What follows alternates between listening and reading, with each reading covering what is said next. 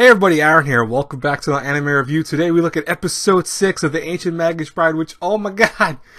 Oh, this episode was so nice. Oh, there's so many things I liked about this episode. Legit, I don't know where to start. I really don't.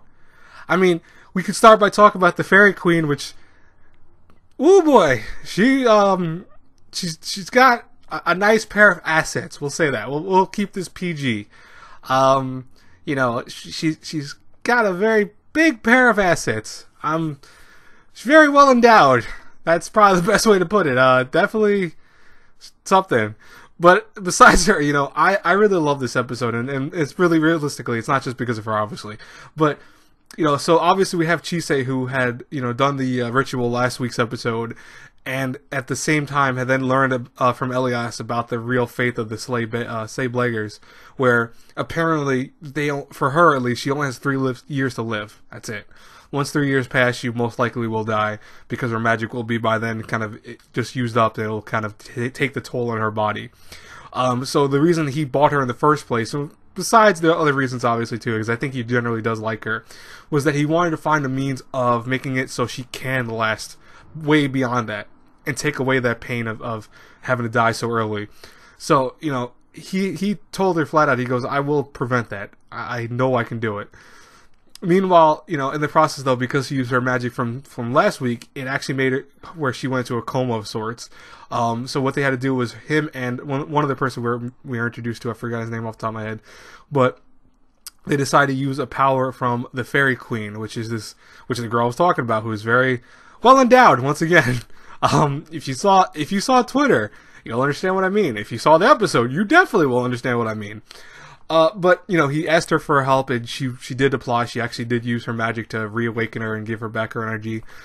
You know, and I think basically did for free, essentially, just because I think she liked Elias enough that, you know, and she also liked Chise because she felt something soft about her in general.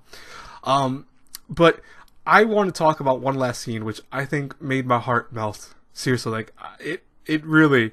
If you weren't shipping Elias and, you know, Chise together since the beginning, which, I mean, shame on you, but the fact that they had this really nice touching moment where she goes, I wish you would have bought me 10 years ago.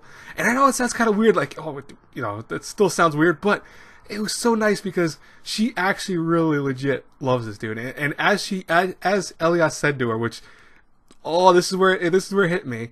He said, and I quote slightly, because I might be slightly off, but it's like he goes, who said you're only gonna have 10 years? We're gonna have many, many years, and you're gonna get tired. So hopefully you get used to, you know, the years beyond 10. You know, and I was like, oh my god, oh, my heart, the cuteness level to it. She actually went, like, she hugged him, and it was, oh my god, it was so nice. I really, you guys don't understand the pain of having to either use that image or the one that I know will get me views. I know for a fact if I use the one with the boobs, and I hate seeing that, yes, well-endowed Fairy Queen, I use her 100 views easily within the next, like, hour. But only because I'm not about that. I actually am going to use the scene with Elias and Chise, because that was so touching that my heart melted, and I think that was way better to me than, obviously, the boob scene. I'm not gonna say that I wish I would not have used it, because it's like, I do want views on this, obviously, but at the same time, you know, I'm more about views than I am. I care about the people that actually care about their view and stuff like that. So, yes, all jokes aside, you know, you're not going to get the obvious clickbait with the Fairy Queen, which she is obvious clickbait. But I will talk to you guys later. I hope you enjoyed the review. Seriously, this show can't get any better, can it? Like, legit, I think this is one of my favorite shows this season, to be honest with you. It's just the touchingness of everything, the magic, I want to say the majesty. That's probably the word I was looking for right there. And I apologize for stumbling around because I was trying to figure out off the top of my head. But the majesty of everything, the animation wise and the story and everything, makes this show so great. I think it's legit one of my favorite shows I've seen last year so far. What are you guys' thoughts about this? I would love to know. Just leave a comment down below, as always. If you liked my review, you know what to do. Hit the subscribe button, share the video, like the video, check out my Patreon for various rewards, etc., which all are the links below in the description box. I'll talk to you guys later. I have Foxbeard Matchmaker, which should be out around 4 o'clock. Probably, no, I should have that out probably 3:30, because I'm already done with the thing, and I'm going to probably upload it at like 3:20, around that. And then Welcome to Ballroom, I'm probably going to launch a little bit later today. I really don't want to do it right now. So expect it maybe 4 o'clock, maybe a little beyond that. I'll talk to you guys later. Have a great, blessed day, everyone. God bless you all. Bye-bye.